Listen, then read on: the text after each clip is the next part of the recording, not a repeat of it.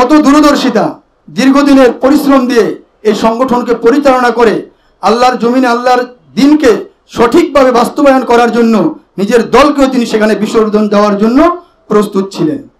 এর কয়েকদিন পরেই আমাদের দেশের বর্ষিয়ান আলেমে দ্বীন আমরা যাদেরকে মুরব্বী মনে করি, আমাদের শাইখ রহমতুল্লাহ আলাই তাদেরকে মুরব্বী মনে করতেন, আমাদের হাফিজ হুজুর রহমতুল্লাহ আলাই তিনি যখন নির্বাচন করেন তখন আমাদের মহাসচিব হুজুর বলল যে শাইখ রহমতুল্লাহ আলাই এরকমভাবে সাংগঠনিকভাবে বিভিন্ন বিভাগে বিভিন্ন জেলায় তিনি এরকমভাবে চিঠি পাঠিয়েছেন যে যেহেতু একজন হক্কানি আলেম এবং আমাদের মাইল ফলক হিসাবে যাদেরকে আমরা মানি এরকম একজন বর্ষিয়ান আলেমে দ্বীন যেহেতু নির্বাচন করতেছে, আমরা পাড়ায় মহল্লায় আমাদের সংগঠনের যে সমস্ত দায়িত্বশীল আছে আমরা সর্বাত্মকভাবে বাংলার জমিনে ইসলামী হুকুমত কায়েমের জন্য আমরা সর্বাত্মক কাজ করে যাব। নাহমাদুহু ওয়া নুসাল্লি আলা রাসূলিহিল কারীম, আম্মা বা'দ, ফাআউযু বিল্লাহি মিনাশ শাইতানির রাজীম, বিসমিল্লাহির রহমানির রহিম। ওয়াযাক্কির ফাইন্নায যিকরা তানফাউল মুমিনিন। সাদাকাল্লাহুল মাওলানাল আযীম। ইসলামী যুব আন্দোলন বাংলাদেশ আদাবর থানা শাখা কর্তৃক আয়োজিত কেন্দ্র ঘোষিত অনুযায়ী সৈয়দ ফজলুল করিম রহমতুল্লাহ আলাইহির রাজনৈতিক দর্শন আলোচনা সভা। আজকের আমাদের আলোচনা সভায় উপস্থিত আছেন আজকের প্রোগ্রামের সম্মানিত সভাপতি জনাব মোহাম্মদ সাইদুল ইসলাম বাচ্চু ভাই।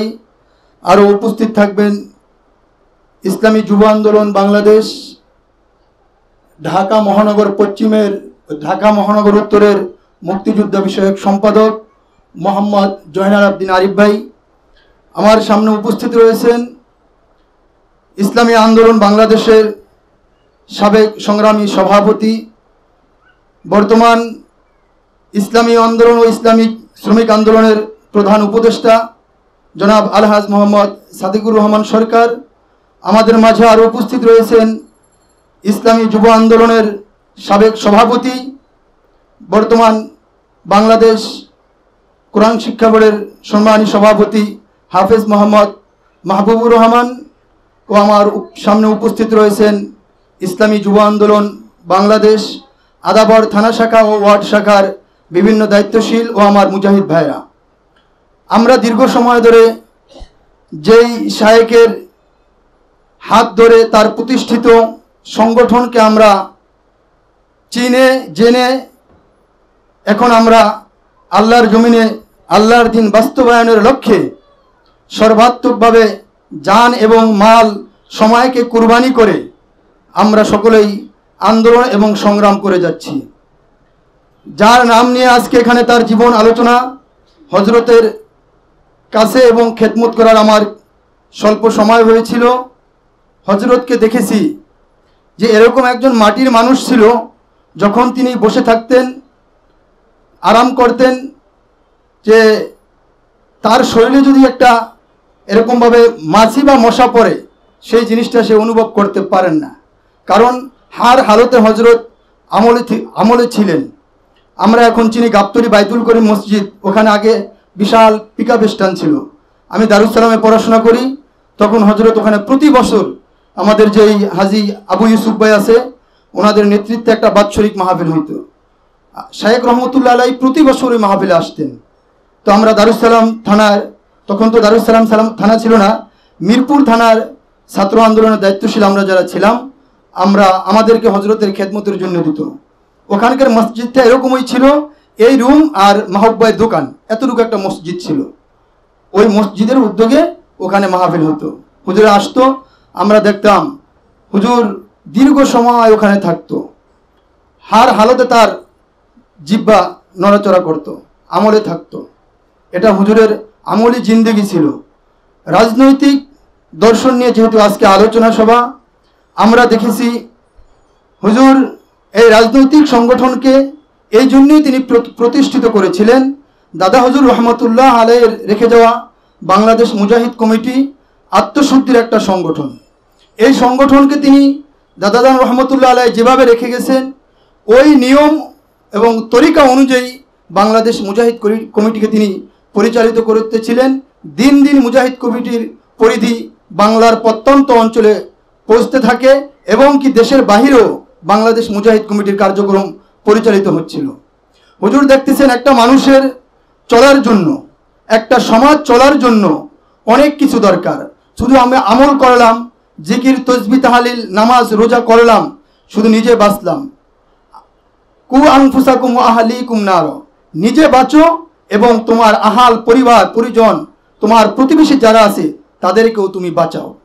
হুজুর দেখলেন যে বাংলাদেশ মুজাহিদ কমিটির মাধ্যমে যেই আত্মশুদ্ধিমূলক কাজ হচ্ছে, একটা মানুষ যদি সুন্দরভাবে পরিচালিত হতে হয়, একটা সমাজকে যদি পরিবর্তন করতে হয়, তাহলে আরেকটা সংগঠনের চাহিদা রয়েছে।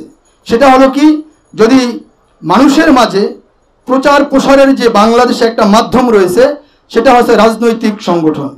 হুজুর এই সাধারণ মানুষের মাঝে এবং বিভিন্ন স্তরে এই ইসলামের দাওয়াতকে পৌঁছে দেওয়ার জন্য এবং দেশকে ইসলামিক সংবিধান অনুযায়ী পরিচালনা করার জন্য এই ইসলামী আন্দোলন বাংলাদেশকে তিনি প্রতিষ্ঠিত করেছেন।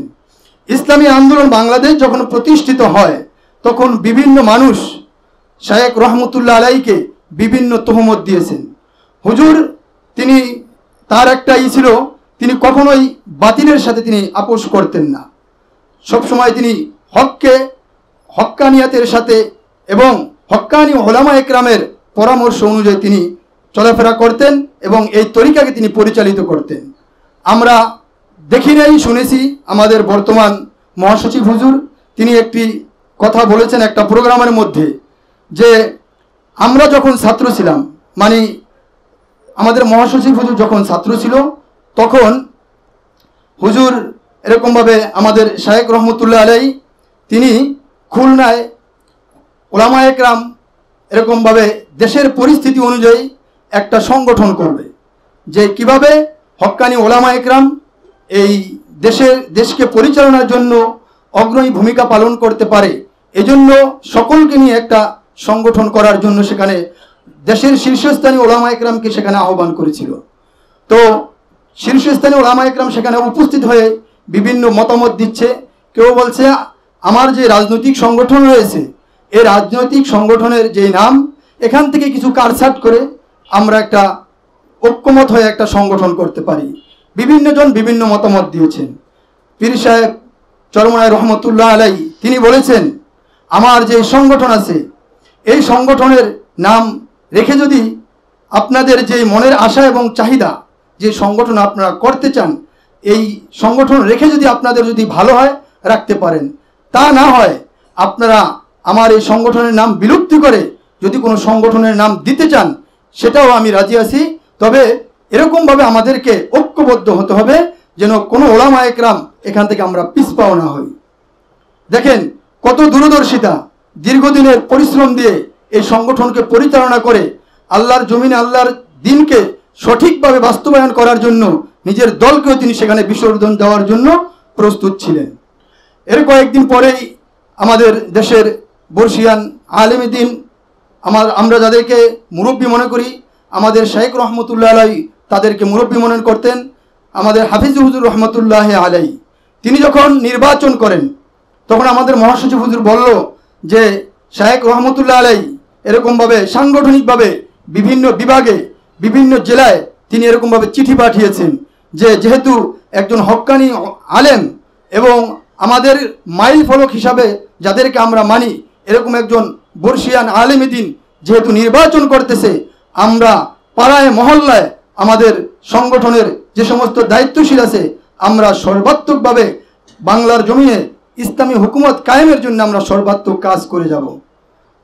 সেই অনুযায়ী আমাদের সংগঠনের তখনকার যারা দায়িত্বশীল ছিলেন তারা মাঠে ময়দানে কাজ করে যাচ্ছিলেন। এবং কি আমার পূর্ববর্তী এক বক্তা বলে গেছেন যে ইসলামী আন্দোলন বাংলাদেশকে এবং আমাদের যিনি আমির ছিলেন এবং নায়েবে আমির বা প্রেসিডিয়ামের যারা ছিলেন, তাদেরকে বিগত দিনের যে সমস্ত যারা দেশ পরিচালনা করেছিলেন, তারা বিভিন্ন অফার দিয়েছিলেন যে মন্ত্রিত্ব দিবে, এই করে এমপি দিবে, তাদের সাথে ঐক্য হয়ে নির্বাচনের জন্য তারা বিভিন্ন সময় এরকমভাবে তারা হুজুরের কাছে আসছেন এবং তার কাছে জোর দাবি জানিয়েছেন। হুজুর বলছেন যে আল্লাহর বিধানকে লঙ্ঘন করে আমি রাষ্ট্রীয় ক্ষমতায় যাইতে চাই না। আমার একটাই কথা, আমরা ক্ষমতার রাজনীতি করি না, আমরা ক্ষমতা পালাবদলের রাজনীতি করি না। আমরা নেতা নয় নীতি চাই, পীর সাহেব চরমনাই, আমরা নীতির উপরে অটল ও অবিচল। এই বলে তার কাছে কোনো রাজনৈতিক সংগঠনের নেতা এবং মহাসচিব, সহকারী মহাসচিব কেউ তার কাছে কোনো প্রকারের পাত্তা পায় নাই।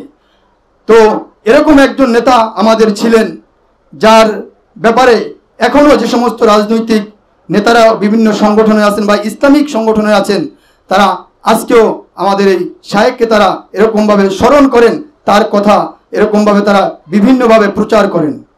আরেকটা ঘটনা হুজুরের আছে, সেটা হলো একটা প্রোগ্রামের মধ্যে আমাদের শাইখুল হাদিস আজিজুল হক রহমতুল্লাহ আলাই, তিনি এবং আমাদের শায়েখ রহমতুল্লাহ আলাই, তারা দুজন এবং তখনকার বাংলাদেশের শীর্ষ ওলামা একরাম এরকমভাবে উপস্থিত হওয়ার কথা ছিল। তো ঘটনাক্রমে শাইখুল হাদিস রহমতুল্লাহ আলাই তিনি একটু আগেই এরকমভাবে ওই প্রোগ্রামের মজলিসে উপস্থিত ছিলেন। আমাদের শাইখ রহমতুল্লাহ আলাই একটু পরে আসছেন। আসার পরে শাইখ রহমতুল্লাহ আলাই এরকমভাবে স্টেজ থেকে নেমে সেই আমাদের শাইখ রহমতুল্লাহ আলাই গেট দিয়া ঢুকতেছে, ওই জায়গায় যা হুজুরকে এরকমভাবে রিসিভ করছেন। এ দেখে শাইখ রহমতুল্লাহ আলাই এরকমভাবে নিজেকে বিনয়ের সাথে বলছে যে হুজুর, আপনি তো আমার উস্তাদ, আর আপনি আমাকে এরকমভাবে আগিয়ে নেওয়ার জন্য আসছেন। হুজুর, আমি নিজে তো অনেক লজ্জিত বা নিজেকে ছোট মনে করি। হুজুর বলছেন, বাবা, তোমরা হলা আমাদের ফুল আর আমরা হলাম গাছ। কারণ গাছ, ফুল গাছে শুধু কাটা থাকে, কাটা ছাড়া আর কিছুই থাকে না। যেই গাছে ফুল আছে ওই গাছটার দাম হয়। যেহেতু তোমরা আমার শীর্ষ, তোমরা আমার ছাত্র, তোমাদের দ্বারাই আমরা বাংলার প্রত্যন্ত অঞ্চলে এবং কি দেশ এবং বিদেশে আমরা এরকমভাবে সম্মানিত হচ্ছি। তো তোমাদের জন্য আমরা আরো দোয়া করি, তোমরা আরো বড় হও, তুমি আরো বড় হও এবং তোমার সংগঠন আরো বড় হবে। তোমার জন্য, তোমাকে নিয়ে আমি অনেক স্বপ্ন দেখি। দেখেন তাদের ওস্তাদদের কিরকম দোয়া ছিল তাদের প্রতি। যাই হোক, এরপরে আলহামদুলিল্লাহ এই পর্যন্ত আমরা দেখছি আমাদের দলের বয়স মাত্র কয়েকদিন। আমরা জানি পাকিস্তান পিরিয়ড থেকে এদেশে অনেক রাজনৈতিক সংগঠন আছে, তার পূর্বের অনেক রাজনৈতিক সংগঠন বাংলাদেশে আছে। ইনশাআল্লাহ স্বল্প দিনের ব্যবধানে ইসলামী আন্দোলন বাংলাদেশ এ দেশের মাটিতে এমন একটা গুরুত্বপূর্ণ স্থানে উপনীত হয়েছে। ইনশাআল্লাহ আগামীতে বাংলার জনগণ, বাংলাদেশের তৌহিদি জনতা ইসলামী আন্দোলন বাংলাদেশকে নিয়ে তারা একটা স্বপ্ন দেখে, কি বলেন? তাই আমরা দেশের আমাদের যে সমস্ত আত্মীয় স্বজন রয়েছে তাদেরকে আমরা বলবো যে এই সংগঠন এরকম একজন নেতার দ্বারা প্রতিষ্ঠিত হয়েছে, যে নেতার গুণ এবং যে নেতার স্মৃতি এখনো বাংলার এরকমভাবে হক্কানি ওলামা একরাম লালন পালন করে যাচ্ছে এবং তারা স্মরণ করছে। তারই সহযোগী সংগঠন ইসলামী যুব আন্দোলন বাংলাদেশ কেন্দ্র ঘোষিত ঘোষণা অনুযায়ী সারা বাংলাদেশে থানাব্যাপী শাইখ রহমতুল্লাহ আলাইহির জীবন, কর্ম ও রাজনৈতিক দর্শন নিয়ে আলোচনা সভা হচ্ছে। আলহামদুলিল্লাহ ইসলামী যুব আন্দোলন বাংলাদেশ আদাবর থানার সভাপতি সাইদুল ইসলাম বাচ্চু ভাই সহ আদাবর থানা যুব আন্দোলনের সকল দায়িত্বশীলকে আজকের এই সুন্দর প্রোগ্রাম উপহার দেওয়ার জন্য ইসলামী আন্দোলন বাংলাদেশ আদাবর থানা শাখার পক্ষ থেকে আন্তরিক মোবারকবাদ ও ধন্যবাদ এ বলে আমি আমার আলোচনা এখানেই শেষ করছি। ওয়া আখিরু দাওয়ানা আনিল হামদুলিল্লাহি রাব্বিল আলামিন।